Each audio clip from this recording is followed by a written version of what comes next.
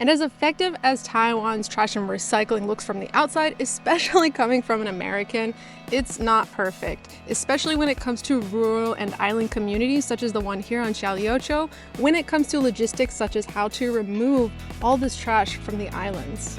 But what's happening in Xiaoyocho is a topic for a different video. We're actually going to be going over to a small town on the east coast of Taiwan called Donghe, where I've met an organization that is trying to put in community-based systems that can help at a greater level someday.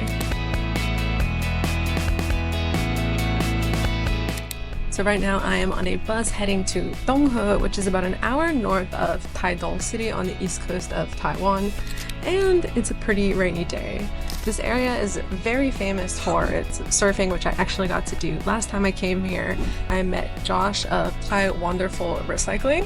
So he told me about the workshop last time I was here visiting, and now we're coming back up to actually get to take a tour of the workshop and learn more about this program.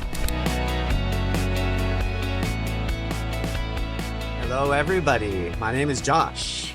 I'm from Monterey Bay, California, and I've been on the east coast of Taiwan for about 12 years now. I'm raising my 9-year-old daughter with my wife, Bebe, and have a plastics recycling company. We spend most of our time here at the beach. In the United States, we grew up recycling, right? Not a lot of countries, I think, do the same thing where you think it's going to the right places. But once I started this, I realized that that's not always the case. The systems for recycling plastic were doing what they were intended to do, and it turns out that was not the case. I didn't really know there were any problems until I started actually researching and doing plastic recycling. You can see where the pain points are. The biggest problems are kind of shared problems globally. It's the #1 issue is cleanliness, right? We never realize that plastic is much easier to process when it's been rinsed. So that's one of our key points with all the plastic that actually does come to us. Rinsing it, there's transportation logistics. You have so many countries focused on getting their recycled materials from other countries instead of focusing on getting that material from localized communities. Maybe traveling through Southeast Asia and noticing plastic was everywhere really sparked those initial concerns about the recycling industry. So we're coming into these kind of new frontiers on solutions to plastic waste. I think that's scary, but also something that's very exciting. And Taiwan has had a great history of fixing their waste problems, right? It was considered garbage island a few decades ago, and then it was 10 Taiwanese women who sat down and basically put in place this infrastructure that we have now. Basically what's happening like all over Taiwan, where it's unrecyclable plastic waste is finding its way through the system. And a lot of cases, if that plastic is not rinsed or recycled properly, there's a huge chance that recycling companies aren't going to be processing that. One solution to that is to focus on rural and localized communities so that they can process their own waste. I started Taiwanderful and co-founded it with some buddies of mine with the intention of tackling plastic waste for future generations and trying to develop foundation the next generation can kind of stand on. As we've covered, Taiwanderful does all sorts of programs. And so for me, I guess I'm kind of getting the surfing, beach cleanup experience. The weather is not the best today, but Josh is out there doing the surfing right now.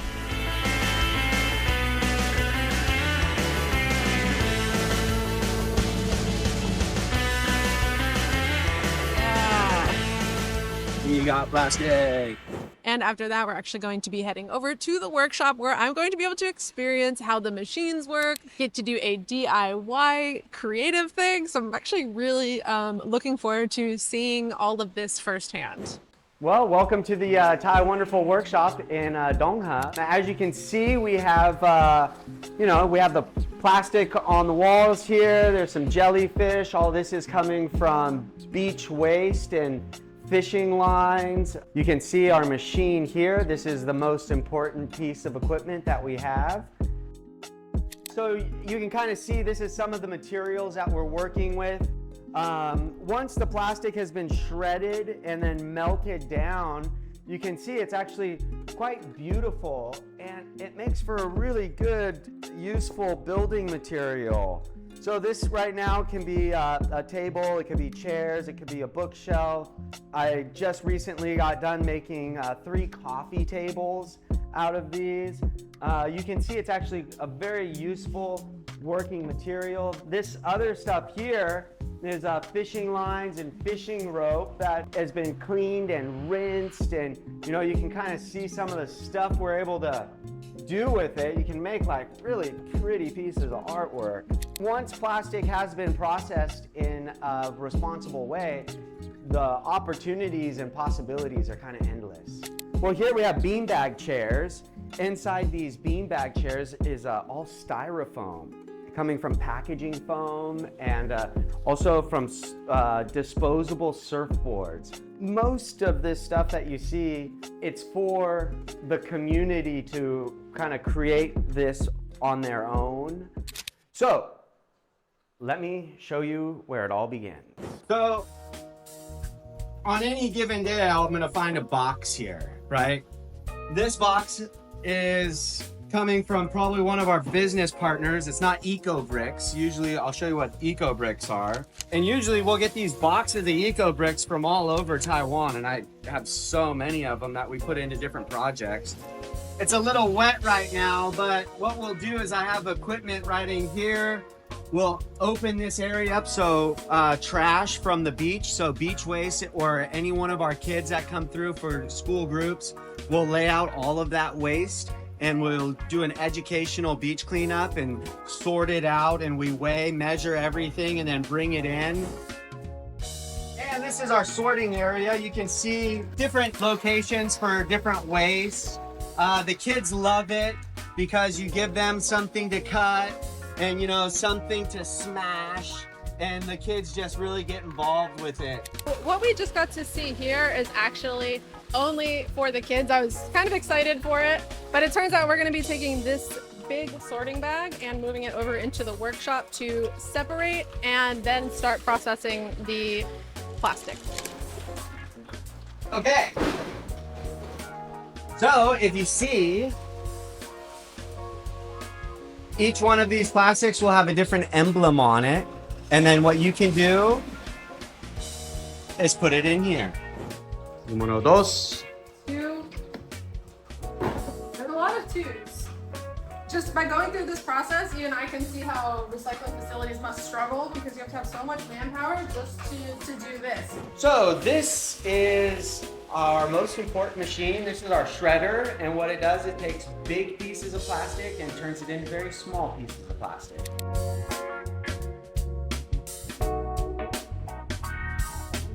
After the plastic goes down here, it comes to the bottom, and you can see that's high quality, clean HDPE plastic. When this bucket gets full, what we'll do is we'll sort it into different colors and different types. Okay, so I take a minute to set up. all right, so Josh is going to take us through a DIY that I'm going to get to do today with these bags. All right, you guys, so what we're going to do is a plastic bag fusion. What we're going to need is some baking paper. You're going to need a bunch of bags and an iron. What's a regular clothes iron will do. Maybe you'll need a knife and some scissors too. 1 baking sheet on the bottom, 1 baking sheet on the top. And you can see it actually doesn't take very long. So I decided that I wanted to make a drink holder, and I actually didn't want orange. So now we're going to be doing it with white and green.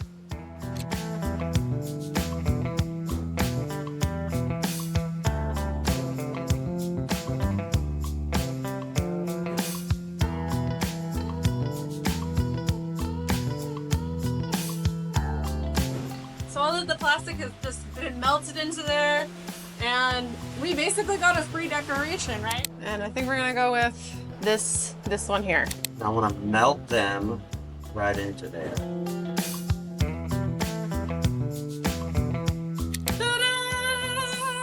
So cute. I put some shout out PX Smart for just because you're PX Smart. We got Xiao. And we did all of this with just plastic bags and make it personalized. So, Josh, thank you so much for having me today. I got to learn so much about this process, right? Because you told me about it when I first met you here. You know, I read the website and I got to, you know, learn about it from a distance. So it was really great to come in, see the workshop, see how you're sorting everything, and get to know that there's so many different businesses involved with this.